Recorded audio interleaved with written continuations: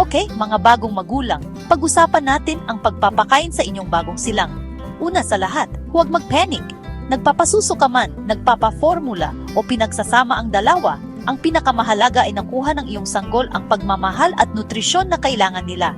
Nagpapasuso, maaring medyo mahirap sa una at normal lang yon. Yakapin ng mahigpit ang iyong sanggol, tiyan sa tiyan, at hayaan silang dumede. Kung masakit, tanggalin at subukang muli. Hindi dapat masakit ang tamang pagdede. Bantayan ang maliliit na paglunok. Ibig sabihin, umiinom talaga ang iyong sanggol, hindi lang sumususo. Nagpapaformula, sundin lang ang mga tagubilin sa lata at laging gumamit ng malinis na bote at tubig. Hawakan ang iyong sanggol ng tuwid at malapit. Ang pagpapakain ay oras ng pagbubuklod. Ano man ang mangyari.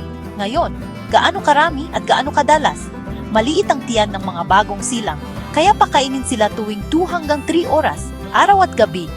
Yan ay hanggang 8-12 na pagpapakain sa loob ng 24 na oras. O, mapapagod ka, pero kaya mo ito. Hanapin ang mga senyales ng gutom, paghahanap, pagsuso sa kamao o pagiging masungit. Huwag hintayin na sumigaw sila, mas madaling pakainin ang isang kalmadong sanggol. At pagkatapos pakainin, padigayin ang iyong sanggol sa pamamagitan ng dahan-dahang pagtapik sa kanilang likod. Nakakatulong ito na mailabas ang mga hangin at nagpapasaya sa lahat.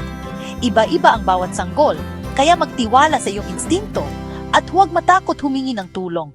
Natututo kayo ng magkasama at yan ang ibig sabihin ng pagiging magulang. Kaya mo ito at iniisip ng iyong sanggol na napakagaling mo.